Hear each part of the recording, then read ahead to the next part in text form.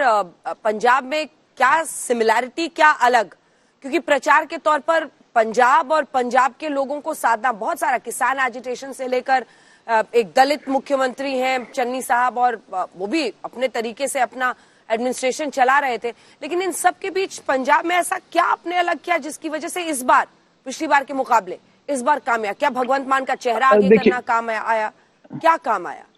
देखिए, कई सारे फैक्टर्स थे। 2017 में जो हमने चुनाव लड़ा था अंजना जी, हम ऑर्गेनाइजेशनली भी इतने मजबूत नहीं थे, हमें चुनाव लड़ने की इतनी साइंस और इतना सिस्टम भी नहीं आता था, तब हम नए नए थे। और सबसे बड़ी बात, तब दिल्ली में केजरीवाल साहब का जो केजरीवाल मॉडल ऑफ गवर्नेंस है, वो लोगों ने ना देखा था ना उसके बारे में सुना था, क्योंकि दिल्ली में हमारी नई नई सरकार बनी थी, नई नवेली सरकार थी।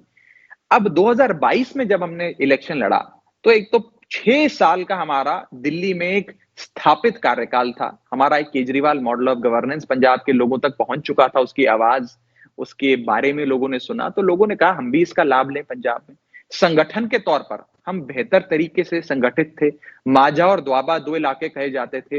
ये आम आदमी पार्टी थोड़ी सी कमजोर थी, मालवे में बहुत मजबूत थी, और माझा और द्वाबा में खास तौर पे हमने कैंडिडेट आइडेंटिफिकेशन से लेकर ऑर्गेनाइजेशन बिल्डिंग की बहुत सारे काम करे।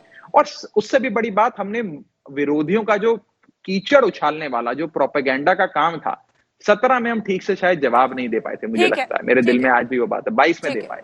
ठीक है, आप कह रहे हैं जो हथियार विपक्ष ने इस्तेमाल किया उसको आपने अपना शस्त्र बना लिया। लेकिन अब देखिए, आप दिल्ली मॉडल की बात बार बार करते हैं, लेकिन हर राज्य अलग होता है। पंजाब की अपनी जरूरतें हैं, बॉर्डर स्टेट है।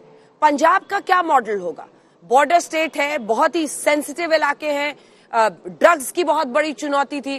पंजाब मॉडल क्या होगा?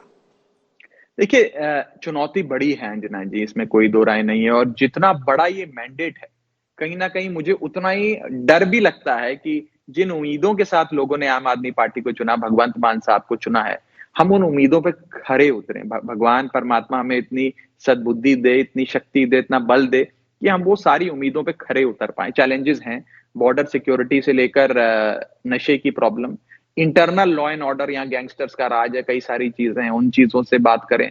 पावर सेक्टर में बहुत बड़ा क्राइसिस है, सबसे महंगी बिजली यहाँ मिलती है। और सबसे बड़ी चीज इकोनॉमिक हेल्थ, जो वित्तीय व्यवस्था है पंजाब की, वो चरमराई हुई है। 3 लाख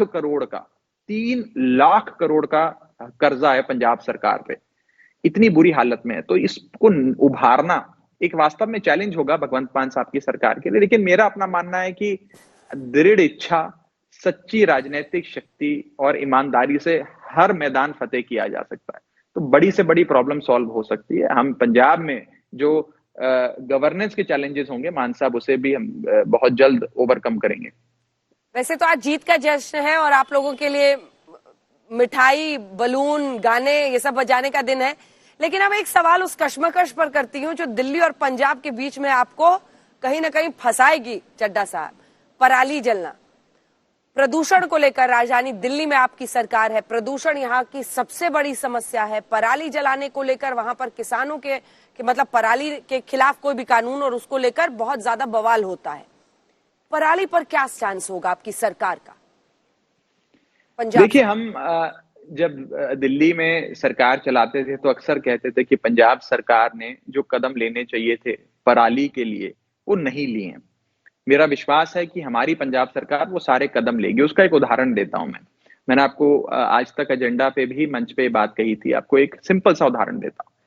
पंजाब के अंदर ही फैक्ट्रीज हैं जो इस पराली को खरीदना चाहती हैं, और इस पराली को खरीद कर मशीन के थ्रू उसको एक प्रोसेस में ट्रीट कर कोयले में तब्दील कर लेती हैं। ये कोयला फिर एनटीपीसी जैसी बड़ी कंपनियां खरीदती हैं और उससे ऊर्जा, बिजली पैदा करती हैं, पावर सेक्टर में लागू करती है। एक नया बिजनेस मॉडल बनाया जा सकता है जिसमें किसान को इंसेंटिवाइज करा जाए, पीनलाइज नहीं करा जाए। किसान की पराली खरीदी जाए और उसे कोयले में तब्दील कर आगे बेचा जाए। इसमें कई एम्प्लॉयमेंट अपॉर्चुनिटीज भी बनेंगी, पराली की समस्या भी हल होगी। इस टाइप के कई सारे उद्योग पहले ही पंजाब में चल रहे हैं, लेकिन सरकार की नेक नियति, सरकार की विजन में ये सारी चीजें नहीं थी, इसलिए सरकारों ने इस पर ध्यान ही नहीं दिया। सरकारों की प्राथमिकता ही कुछ और होती थी। हमारी सरकार की ये भी एक प्राथमिकता होगी कि कैसे वायु प्रदूषण को कम से कम किया जाए और पराली की ये जो समस्या है इसे दूर किया जाए।